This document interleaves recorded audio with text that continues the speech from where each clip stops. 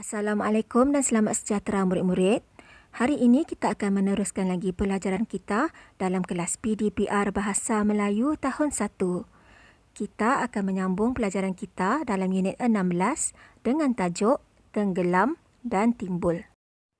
Sebelum itu, mari kita lihat apakah objektif pembelajaran untuk hari ini. Di akhir pembelajaran, murid dapat menyatakan maklumat tersirat berdasarkan grafik. Jika murid-murid semua telah bersedia dengan buku teks masing-masing, mari kita buka halaman 99.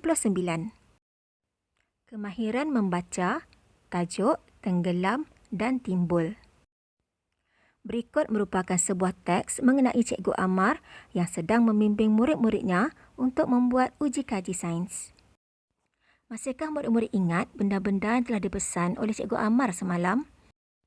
Bagus murid-murid, semalam Cikgu Amar telah berpesan untuk membawa batu kecil, gelas plastik, duit shilling, penyedut minuman dan tudung botol. Jadi hari ini Cikgu Amar telah membuat uji kaji sains bersama murid-muridnya. Untuk kita ketahui lebih lanjut, mari kita baca bersama-sama. Cikgu Amar membimbing murid-murid membuat uji kaji sains. Mula-mula, murid-murid diminta mengisi air ke dalam gelas plastik. Kemudian, mereka diminta memasukkan duit shilling, tudung botol, batu kecil dan penyedut minuman yang dipotong pendek ke dalam gelas. Yang berikut ialah hasil uji kaji yang dijalankan. Mari kita lihat hasil uji kaji tersebut. Batu dan duit shilling tenggelam di dalam air. Berdasarkan kepada gambar ini, kita dapat lihat bahawa batu dan duit shilling telah pun tenggelam di dalam air.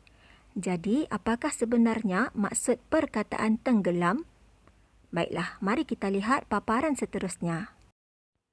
Maksud tenggelam ialah sesuatu objek yang jatuh ke dasar air dan tidak terapung.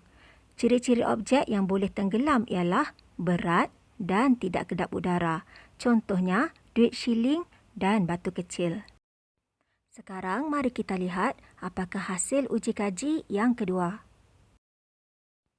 Penyedut minuman dan tudung botol timbul di permukaan air.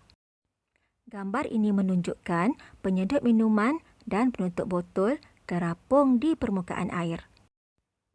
Jom kita pelajari apakah maksud perkataan timbul. Timbul bermaksud sesuatu objek yang berada di atas permukaan air. Ciri-ciri objek tersebut ialah ringan dan kedap udara. Sebagai contoh, tudung botol dan juga penyedut minuman. Begitulah hasil uji kaji yang telah dijalankan oleh Cikgu Amar dan murid-muridnya. Berdasarkan uji kaji ini, objek yang berat akan tenggelam di dalam air. Objek yang ringan pula akan timbul di permukaan air. Selesailah aktiviti kita untuk tajuk tenggelam dan timbul pada hari ini. Kita telah berjaya menyatakan maklumat tersirat berdasarkan bahan grafik. Sebagai pengukuhan, mari kita lakukan latihan di dalam buku aktiviti Bahasa Melayu tahun 1 jilid 2 di halaman 24. Arahan baca teks kemudian lengkapkan jadual. Murid-murid diminta untuk memerhatikan gambar dan membaca teks. Kemudian lengkapkan jadual dengan jawapan yang sesuai. Mari kita lihat gambar yang pertama. Gambar yang pertama ialah gambar benda hidup. Contoh benda hidup ialah manusia, tumbuhan dan juga haiwan. Di dalam gambar yang kedua, kita dapat melihat bahawa kesemua benda hidup ini memerlukan kepada makanan dan minuman. Begitulah maklumat yang telah kita perolehi daripada gambar. Sekarang, mari kita lengkapkan jadual yang telah disediakan. Pernyataan yang pertama, benda hidup seperti manusia, tumbuhan dan haiwan. Benda hidup memerlukan makanan dan air.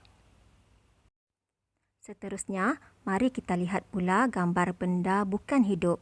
Contoh benda bukan hidup ialah kerusi, basikal dan juga rumah. Jika murid-murid dapat lihat, gambar makanan dan minuman telah pun ditandakan dengan tanda pangkah. Ini bermaksud benda bukan hidup tidak memerlukan kepada makanan dan juga minuman. Baiklah murid-murid, kita telah pun beroleh maklumat daripada gambar yang telah diberi. Sekarang, mari kita lengkapkan jadual yang telah disediakan. Pernyataan yang kedua, benda bukan hidup seperti kerusi, basikal dan rumah. Benda bukan hidup tidak memerlukan makanan dan air.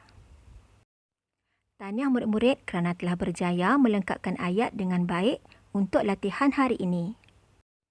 Sebagai rumusan, kita telah pun melakukan aktiviti menakul teks untuk mendapatkan idea tersirat dan menyatakan maklumat tersirat berdasarkan bahan grafik. Nampaknya sampai di sini sahaja kelas kita untuk hari ini. Kepada murid-murid semua, rajin-rajinlah belajar dan sentiasalah mengulang kaji.